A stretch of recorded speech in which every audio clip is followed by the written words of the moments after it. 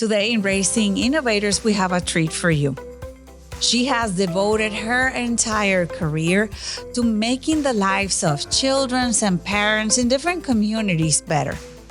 As the executive director of a model school here that started here in Orlando, Florida, she has so many insights of what works and how she can bring a community to work together for the good of the children. My friend, Alfreda Clark, welcome to Raising Innovators. How are you doing? I am doing great. Thank you so much for having me here. This is such a wonderful opportunity to sit with you.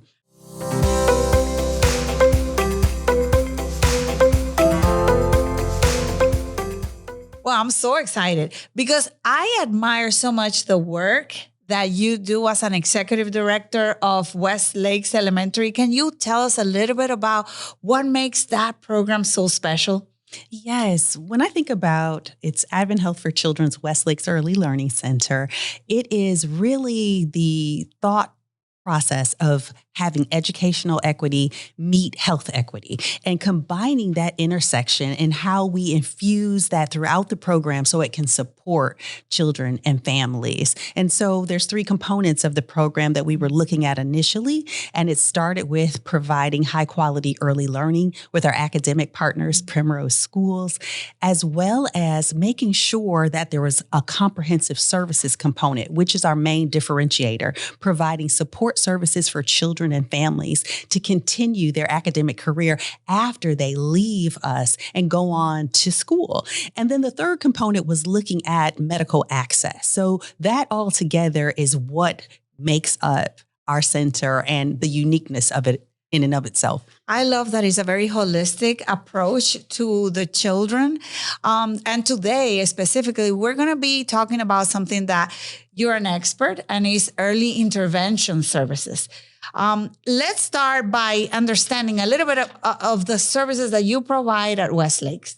Yes, thank you for asking. So at the West Lakes Early Learning Center, we ensure that all of our enrolled children are screened for those developmental needs early on. And so that would include dental, for hearing as well as vision, but also speech language, occupational therapy, physical therapy, and feeding therapy. We also have screening opportunities and tools for those children who might be in need of additional support around ABA therapy. So children who might be on the spectrum, children who might have behavioral needs as well. And so we have a few different partners in that work, but primarily it's our AdventHealth pediatric therapy team that provides those screenings for us. So how often do you conduct those screenings?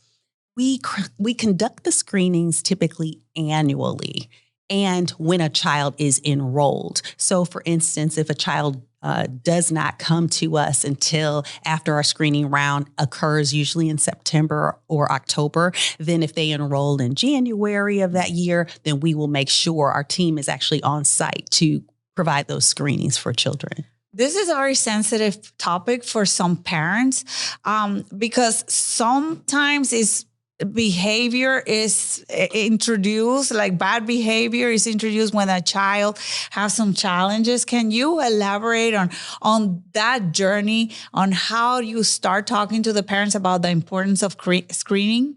Yes, definitely when it's that time to have a conversation about something that we're noticing. If there's a delay or if there's something that we just have more questions about, it is sensitive because that's somebody's little baby. And especially the children that we care for that are in care with us, they're 6 weeks through 5 years old. So there's this stigma attached to if a child is in need of support, even to the point where a family is like, oh, maybe they'll grow out of it. So we start those conversations just thinking about that and saying we have a comprehensive services program coordinator. So usually they start with her. They're usually she's the person who enrolls the family. So they already have that relationship.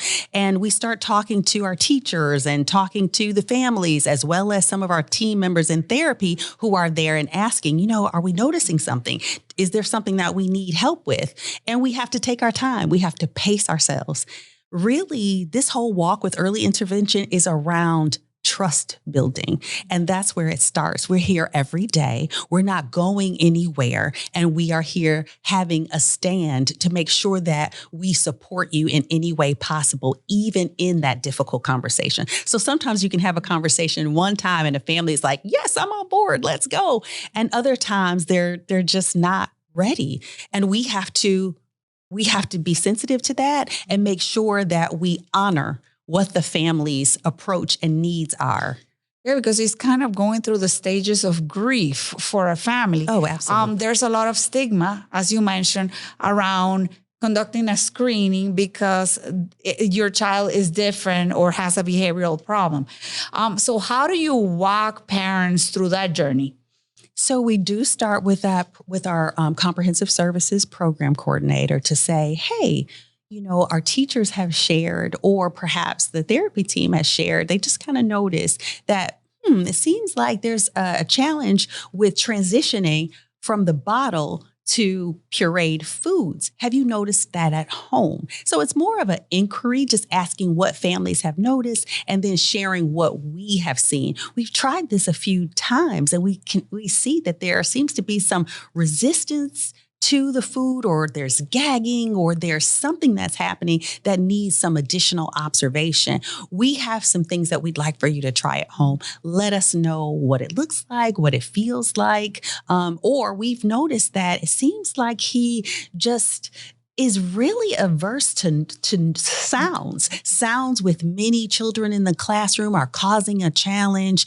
Have you noticed that? Or even saying to the family, let's kind of stand in the hallway and see if you can observe it, or sharing with them that this is what happens or this is what we're seeing. So as you mentioned, or the thought about behaviors, sometimes some behaviors are developmentally in line, but then there are some that tend to kind of go beyond that. And it's like sitting and having that conversation and hoping that we can pace it to the point where the family does have an interest in wanting to learn or see more, or understanding that we might be at a point where it's not a good fit for that kiddo. And that's the place that we don't want to end up. We really want to see how we can help the family. So it depends a lot on the family and their willingness to collaborate with the educator. How do you approach a family that is in denial, which is, I've been through a lot of situations in which the parents and our team, it's a hard conversation, but the parent is in denial. How do you approach families like that? Well, again, it is to pace that and know that it's a sensitive conversation and to share what the alternatives are. Sometimes we have to go through a plan where we say, specifically if it's a behavioral need, we have to say, okay, we want to sit down and create a behavioral plan. And this is what we're seeing. This is what we are working on. We would like for you to help us work with these things at home. We will revisit this in a week or in a couple days, depending on what the need is. And from that point forward, we'll reassess and reevaluate. And yes, we can get to a point where we're successful and we have moved past whatever that need is. But there are times where we are identifying something that's getting a little bit stronger, or especially as they get a bit older. When you turn from 2 to 3, there's a very different dynamic and approach. They're understanding things differently, taking things in differently. And so at that point, we know that something's here that we need help with because we can't determine it within our own selves. So we want some outside support. So what does that outside support look like? So it can look like a few different things. There are some additional screening tools or assessment tools. We do partner with some organizations, speaking specifically about kinder consultants. They have been so amazing to partner with, to provide us with a mental health support person who can be on site with us, as well as they have been able to come on site and share with families that whole screening process in case they're looking specifically for behavioral needs or a diagnosis that hasn't been determined yet. So we talk through and walk through that process with families. They don't have to go anywhere else, but just come to the center on a normal, regular day, and we will have this process done with the family present so they can see what's happening, understand what the needs are, and then we can say, okay, this is our next step. So families are at that point able to say, yes, I think this is something I do want to look at, or they can say, I'm not ready. And as long as the child can still function and feel safe and secure in the classroom, then we will continue to be there to inform that family until we maybe get to a place that we're like, I don't know if we can go further unless we really look at this. And let's go to a specific example. For example, there are some behavioral challenges in the toddler rooms and 2-year-olds that might be considered normal, like biting, for example. When does that go? When is it a red flag? When is it that the parents really need to be concerned or go on and get a screening for that child? Yes, that's a great example. So when you think about biting specifically, yes, it can be just a normal or average development in children. So a child could just be interested in certain textures. A child could potentially have pica where that interest in textures are a really big need for them. Or it could be a way to express themselves. They're not speaking yet or using words as much. And so they decide, hey, I can make sure that I can get what I want or what I need by biting. Or there's some other reasons. It's just like, I really like to bite. It definitely is just something that I see as enjoyable. But if it continues, meaning that you're looking at this is the way the child responds and reacts to every situation, then it's, more than in multiple situations. If they're responding in that way to multiple situations and there's no way to guide them away from that, because you can put other things in place to help children kind of deter them from biting. But if there's no way to bring them out of that, then it's saying we need to look at some other options. Solution. And sometimes explain to the parents also that some environments might not be the perfect fit for the children. Absolutely. So what is the benefit of identifying early intervention services? Yes. Early intervention services support children in a number of ways. It can help solve, resolve, teach skills, and provide children and equip them with what they need in order to have their average functioning. It's also important to use and utilize early intervention so that these things are resolved early on instead of taking it into what becomes their journey in elementary school and throughout. So identifying children's needs early means that these things can be almost alleviated, or you can get the support that you need for the condition that the child may have. Absolutely. So we were discussing that some children are entering elementary school, kindergarten, with developmental delays and behavioral situations that if it would have been addressed in the early years, it would be different. What is the consequences of starting like that? In elementary school? Yes. Well, there's multiple challenges around starting elementary school and not necessarily being identified. One of them is, of course, the child does feel alienated. They could also then have self-esteem needs that are there. And let's say going into the classroom, the teacher is now faced with something that they didn't know that was coming to them. And so now they have to figure out how best to support that child. And it doesn't have to be one. It's like, yes, it's something when you have one child that might have unique needs, but if that's happening with multiple children, now you have to really look at your classroom design. And now is your attention focused on the child who has unique needs and now off of the children who might have the averaging developing needs. And so it's like, how do you balance all of this to make sure that the child who has unique needs can be aligned and be in an environment that works best for them? Because in essence, we want the child to have the best experience. Right. In the environment that suits their needs and where we're actually helping. So tell us a little bit about how can you provide that inclusive environment with children with unique needs while we're going through the screening process? Yes. Some of those things that really are helpful to us is we try to make sure that we have enough teachers in the room to support the room. So all of our classroom, they have 3 teachers.